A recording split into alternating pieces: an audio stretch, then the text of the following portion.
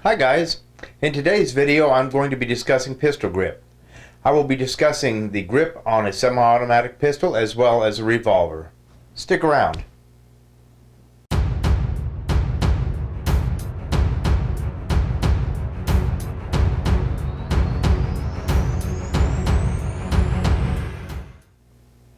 There are three important factors that can influence your accuracy while firing. These factors are your stance, your trigger control, and your grip. In today's video, I'll be covering the grip. I'll be covering the grip as far as semi-automatic firearms go, pistols go. I will be covering revolvers as well, and I'm also going to be covering the different sizes of weapons. We're talking about full frame down to smaller frame subcompact weapons as well, and how your grip can influence your accuracy while firing. With any semi-automatic firearm, the grip technique remains the same. What we're wanting to do is we're wanting to minimize the recoil of the slide itself, the firearm itself. As it discharges, it then racks backwards naturally to load another round while discharging the empty cartridge. So what the firearm is going to want to do naturally is to recoil back and upwards at an angle. And we're trying to prevent that. We want the gun to recoil naturally backwards so our bodies can absorb the recoil, the energy itself, and therefore make it easier to keep on target, keep your sight alignment as close to possible. So what we need to do is we need to take the bow of our hands here between our thumb and our forefinger, and we're going to ride it up the up the back strap here, up underneath the beaver tail. Now your beaver tail may not be as pronounced as this particular beaver tail on this Smith & Wesson 45 MMP, but nonetheless, it's this little bow right here. You want to ride the bow of your hand up, gripping firmly with your three fingers here. Of course, your trigger finger is not on the trigger. It's pointed parallel with the slide and keeping it off the trigger until you're ready to fire. Now, with this primary hand in position, you will notice that on the support side of your firearm, you have this big open space. Now, if this weapon is improperly gripped like this or like this, it's giving the energy another path of least resistance to escape when the gun discharges, and therefore causing the gun to again bow up or to unnaturally, wherever is easiest for it to move. Again, minimizing your sight alignment. So what we need to do to fill this in, we need to actually use, on your support side, the ball of your hand here. You need to use the ball of your hand to fill in this area. Now, as you see, your primary hand's thumb is facing forward, like you're facing towards the target itself. You're taking your primary hand, the ball, filling it in, and placing your thumb forward as well. And this is known as a thumb forward grip. Now, some people like to actually put a finger, their forefinger, over the trigger guard. Now, sometimes that can work, sometimes it can't. It's up to you. It's whatever you're most comfortable with. Some people's hands aren't quite large enough, the fingers aren't large enough to do that. But if you're comfortable doing that and you find you can maintain good target alignment and a good control of the firearm itself, then go for it. But again, with the ball of the hand, filling in the grip, thumbs forward, this is now the thumbs forward grip.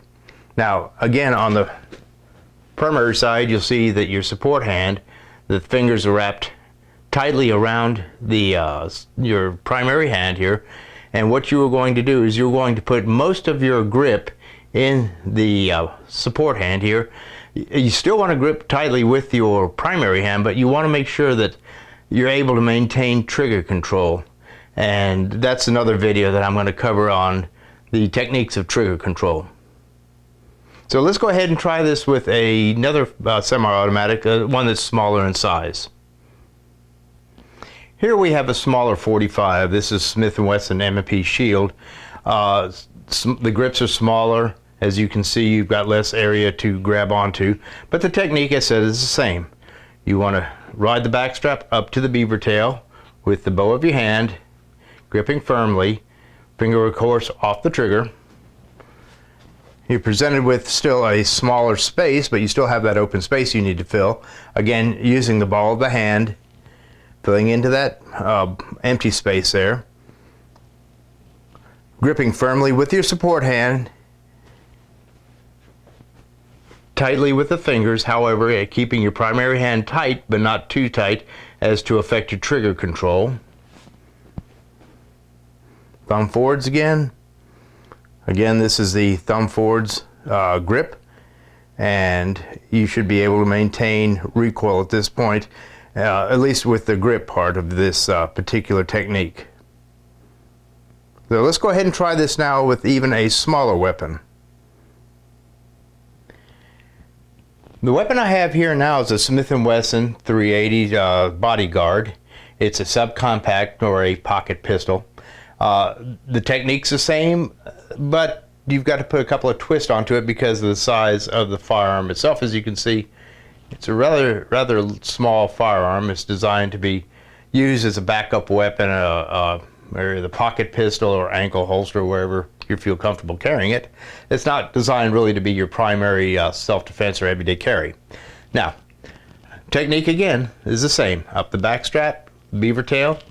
Now, if you noticed, of course, the finger off the trigger, I don't have room for that third finger. That's because of the grip being so small. So the third finger is actually going to support the weapon. I don't have the magazine in the grip itself, so I can't really show you how I support it, but the magazine will rest on the pinky there. However, the technique is the same. Up at the beaver tail through the back strap. On this side, very little open spot. However, again, filling it in the best you can, thumb forward, and there you go. You have your thumbs forward. Your finger can get on the trigger, and you can maintain your sight alignment and your recoil of this firearm as well. Well, what about your grip if you happen to be shooting a revolver, be it a full-size revolver such as this Smith & Wesson 357, or perhaps even a smaller weapon such as the Colt 38? Let's go ahead and show you the grips for these two different types of firearms. For shooting a revolver, your grip technique is a little bit different. You still want to ride as high up on the grip as possible, just up underneath the hammer itself. So again, with the bow of your hand here between your index finger and your thumb, ride it up and try to get it as high as possible as you can, again with the finger off the trigger. Then, as you can see, on your support side, you still have some open space. Fill that in as much as possible. You may be gripping the gun underneath the grip itself. You may have your hand placement under there, and this will actually hold the firearm in position. Again, just like a semi-automatic, the revolver, when it discharges, its natural tendency is to want to go up. And what you want to do is you want to take that energy and let it go right backwards and absorb it into your body, and therefore maintain a good sight alignment and good aim on your target. Again, filling in this empty spot with your ball of your hand here, like you did in the semi-automatic. Just go ahead and hold it as close as possible. Now, you don't want to block the barrel itself. You want to let that barrel rotate freely. So you can keep your thumbs down, almost like in the thumbs forward position on the semi-automatic. Again, this gives your finger good placement onto the trigger. Again, your hands are wrapped around. Sport hand is tightly gripped around your primary hand. Your trigger finger can go ahead and get into the trigger and be able to pull the trigger back, or if you want, you can pull the hammer back. Either way. Now let's go ahead and look at a smaller revolver. Let's say you're firing a smaller revolver such as this Colt 38 Special snub nose. It's basically, you're running into the same issues as you did with the Smith & Wesson Bodyguard, with the firearm being smaller, the grip being shorter and everything. Technique basically is the same as with the full frame revolver. You want to get up as close to the hammer as possible, as high on the grip as possible with the bow of your hand, like such, gripping the grip firmly. Then you want to go ahead and make sure your finger's off the trigger again. As you can see, you have very little, if any, space to put the ball of your hand here. So you just want to go ahead and cup your hand. Thumbs forward again, thumb forward position. You've got the thumbs forward. As you can see, you still can get access to your trigger. You still can get access to your trigger there, and your support hand again is gripping firmly onto your primary hand. And this will maintain a good firm grip on this small weapon as well. Well guys, that pretty well sums it up on the grips of either the semi-automatic or the revolver. The thing to remember though is if you have really large hands or really small hands, you've got to match the firearm with your firearm itself. If you have really large hands and you're trying to use a, say like the Smith & Wesson Bodyguard I showed you, or the Colt 38, I'm sorry, not 38, but 38 snub nose, you may have some issues with the firearm itself as far as being comfortable with holding that firearm, sight acquisition, sight alignment. The same goes if you have really kind of smaller hands and you try to use a firearm such as either the that Smith & Wesson M&P 45 full frame, or heaven forbid if you were to get like a Smith & Wesson 50 caliber revolver. And why anybody would want to carry one of those as an everyday carry is beyond me, because that's just, to me, in my own personal opinion, that'd be very foolish. But in any of the cases, going back to the grips and the your hands, make sure that the firearm feels good in your hand. Make sure it feels comfortable. Make sure you can get a good grip on it and maintain a good grip on it. Make sure it's not biting anywhere or hurting too much. Sure, you can get different grips so you can work on some stippling and stuff like that, but the important thing is to match the firearm with the size of your hand. It's important that you be able to maintain that firearm at all time, and it's not going to be able to maintain when it's uncomfortable or hard to hold on to.